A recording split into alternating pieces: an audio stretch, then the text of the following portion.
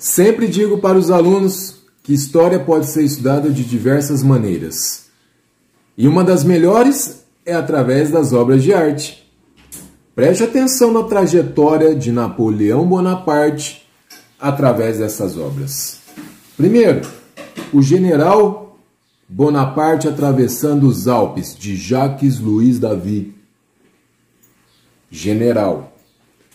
Segunda obra, Bonaparte como primeiro cônsul, de Jean-Auguste Dominique Ingres, primeiro cônsul.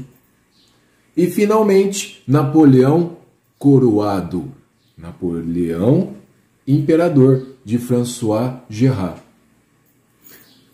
Com apenas 34 anos, Napoleão chegava ao cargo de imperador.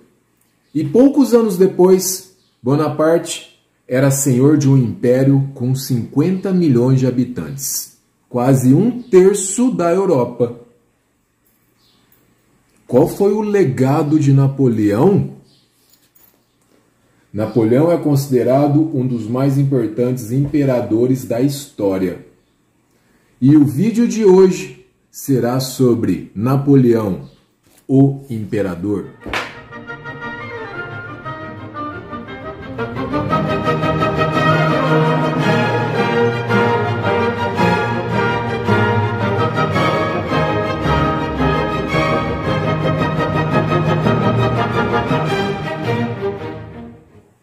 A Sinfonia número 3 em Mi bemol maior, do grande compositor e músico de todos os tempos, Ludwig van Beethoven.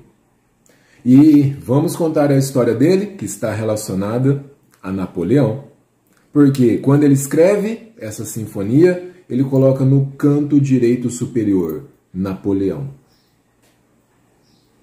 Porque para Beethoven, Napoleão encarnava os ideais de liberdade, igualdade e fraternidade. Mas naqueles tempos, um colega de Beethoven disse para ele que Napoleão tinha acabado de se autocoroar imperador.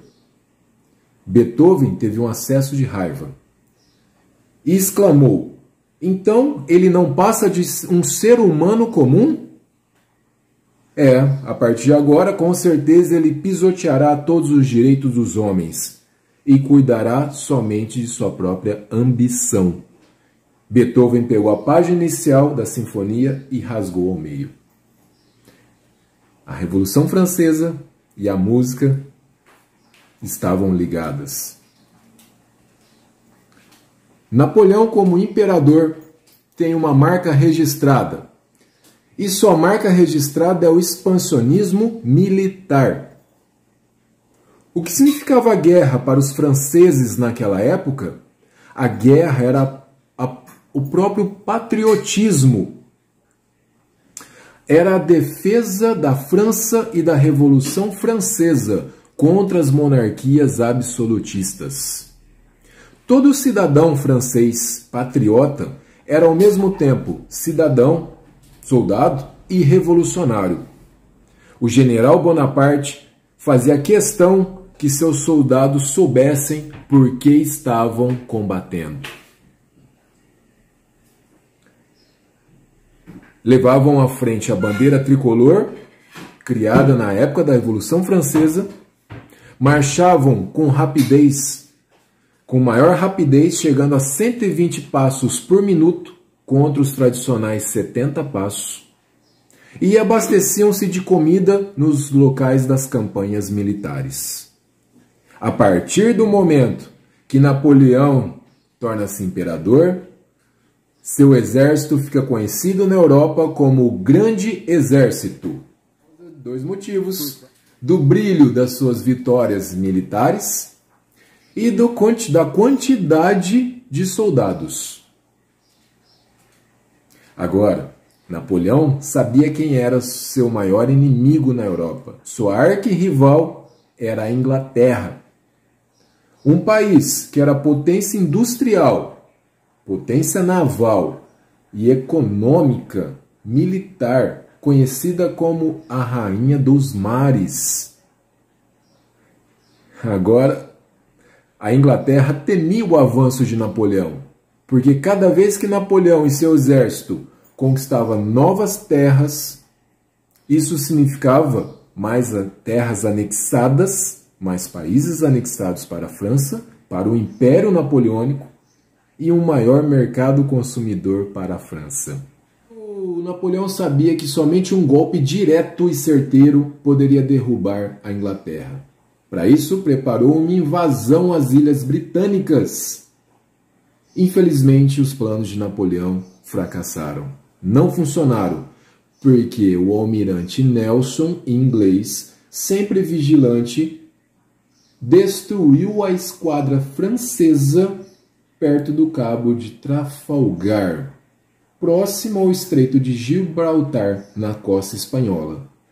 Foi conhecida como a Batalha de Trafalgar. Uma batalha memorável onde o almirante Nelson perdeu a vida, mas salvou a Inglaterra.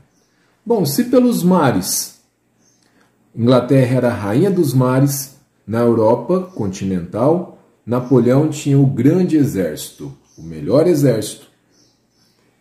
E ele, em menos de 2 anos, ele derrota a Áustria, a Rússia, a Prússia. Para vocês terem uma ideia, em 1805, Napoleão derrotou as tropas russas e austríacas combinadas. Olha aqui a imagem. Após a vitória, Napoleão reuniu 16 estados do antigo Sacro Império Romano-Germânico e fundou a Confederação do Reno.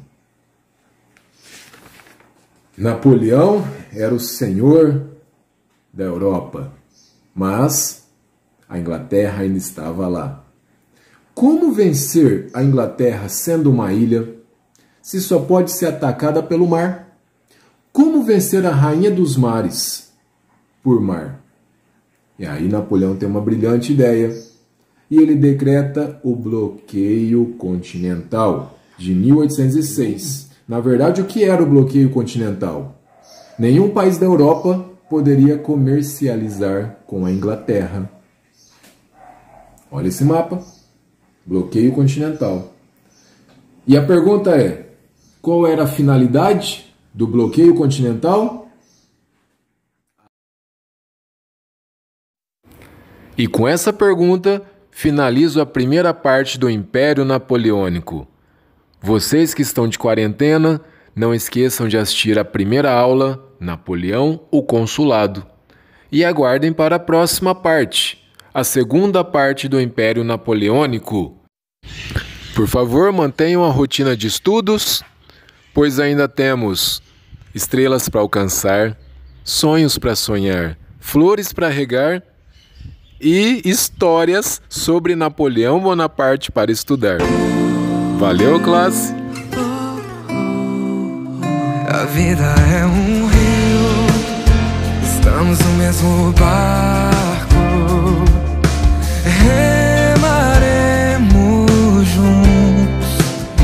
Pra onde vai esse rio? Ainda não sabemos, mas remaremos juntos. Ainda temos estrelas pra alcançar, sonhos pra sonhar, flores pra regar.